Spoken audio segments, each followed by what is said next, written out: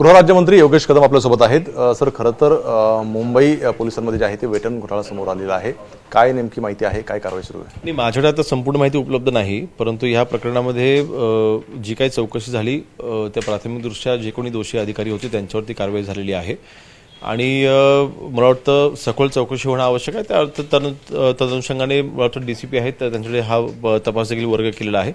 पण त्याच्यामध्ये एक गोष्ट निश्चित आहे की जे कोणी याच्यामध्ये दोषी असतील, अजूनही चौकशीच्या अंती अजूनही कोण जर का दोषी आढळले तर त्यांच्यावर देखील कारवाई करण्यात येईल। किती पैसे लाटले गेलेत आणि कशी मोडस ऑपरेंडी होती, काय समजू शकले? नाही, ह्याच्या माझ्याकडे अजून माहिती उपलब्ध नाही, परंतु आता हा नेमका ॲडमिनिस्ट्रेशन लेवलला झालेला हा प्रकार आहे की पोलीस विभागामध्ये कोणी केलेला आहे ह्याची माहिती अजून आमच्याकडे आलेली नाही। ह्याची माहिती आम्ही घेत देखील आहोत आणि संपूर्ण अहवाल आल्याच्यानंतर, चौकशीचा अहवाल आल्याच्यानंतर मी सांगू शकेन। पण चौकशी अजूनपर्यंत चालू आहे। पण एक गोष्ट मात्र नक्की आहे, चौकशी करत असताना ती निष्पक्ष चौकशी होईल आणि जे कोणी दोषी असतील त्यांच्यावरती कडक कारवाई होईल। म्हणजे धागेदोरे मंत्रालयापर्यंत पोहोचलेले आहेत, मंत्रालयातले काही अधिकारी सुद्धा संबंधित आहे असं समोर आलेलं आहे। नाही, ह्यामध्ये जे काही डेटा फिडिंग करायचं असतं ते कॉन्ट्रॅक्ट लेवलचे अधिकारी असतात किंवा ते कर्मचारी असतात, तर त्यांच्याकडनं हे केलं गेलेलं आहे का, हे नेमकं कसं झालं ह्याची संपूर्ण चौकशी अजून चालू आहे। मंत्रालयाचं नाव घेऊन त्याला बदनाम करण्याचं काही कारण नाही। जे काही कॉन्ट्रॅक्ट बेसिसवरचे कर्मचारी जे असतात त्यांच्याकडनं करायचं केलं गेलेलं असावं असा माझा अंदाज आहे, परंतु चौकशी अजून चालू आहे आणि त्याचा अहवाल मी मागून घेतलेला आहे। त्याच्या आधारे आम्ही त्याच्यावरती कारवाई करू। पुण्यामध्ये गुंडाला पोलिसांनी बोनटवरती बांधलं आणि फिरवलं, यावरती आता मानवाधिकाराने नोटीस काढलेली आहे आयुक्तांना। कसं बघताय प्रकरणाकडे? नक्की नोटीस काय आहे मी पाहिलेलं नाही, परंतु मला वाटतं गुंडांना मला वाटतं शेवटी त्यांचा उद्देश असतो दहशत पसरवण्याचा आणि त्यांचा उद्देश साध्य होऊ नये ह्याकरता पोलीस नक्कीच काही पावलं उचलत असतात। तर ही नक्की नोटीस काय आहे, नोटीसमध्ये काय म्हटलं आहे मला त्याची कल्पना नाही, परंतु संबंधित विभाग त्या नोटीसचं योग्य ते उत्तर देईल, परंतु गुंड्यांना नक्कीच पाठीची घातलं जाणार नाही। उपमुख्यमंत्री सुनेत्रा पवार यांना काँग्रेसकडून गुंगी गुडी असा शब्दप्रयोग केला गेला आहे, कसं बघताय याकडे?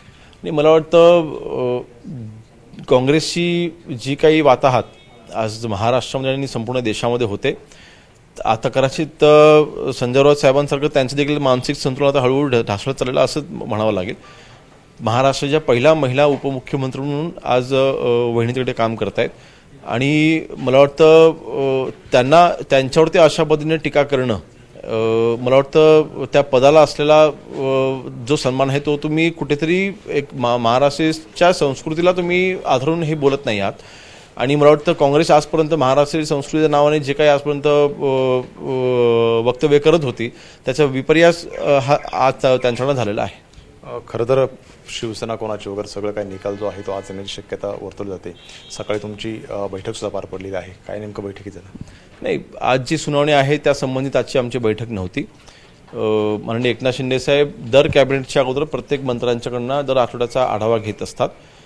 मंत्री म्हणून पक्ष वाढण्याच्या दृष्टीने आपण काही कार्य केलेलं आहे, ह्याकडे शिंदे साहेबांचा नेहमीच भर राहिलेला आहे आणि पक्षवाढीकरता मंत्रिपदाचा उपयोग झाला पाहिजे ह्यासाठी शिंदे साहेबांनी आजपर्यंत आम्हाला नेहमीच मार्गदर्शन केलेलं आहे। तर त्या अनुषंगाने ही बैठक होती। ह्याच्या जे काही सुप्रीम कोर्टामध्ये आज सुनावणी आहे त्या संबंधित आजची बैठक नव्हती।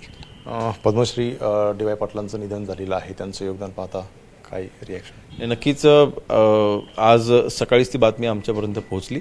मला वाटतं आमच्यासारख्या तरुणांसाठी त्यांच्याकडनं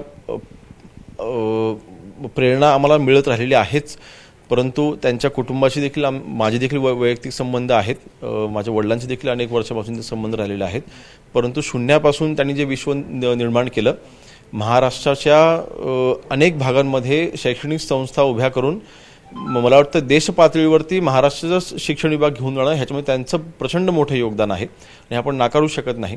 एकंदरीत मला वाटतं महाराष्ट्राला झालेली प्रचंड मोठी हानी आहे, परंतु एका गोष्टीचा अभिमान नक्कीच आहे की DY पाटील साहेबांचं काम हे त्यांच्या नंतर त्यांचं कुटुंबीय हे अतिशय चांगल्यारीत्या पुढे घेऊन जातील हा माझा विश्वास देखील आहे।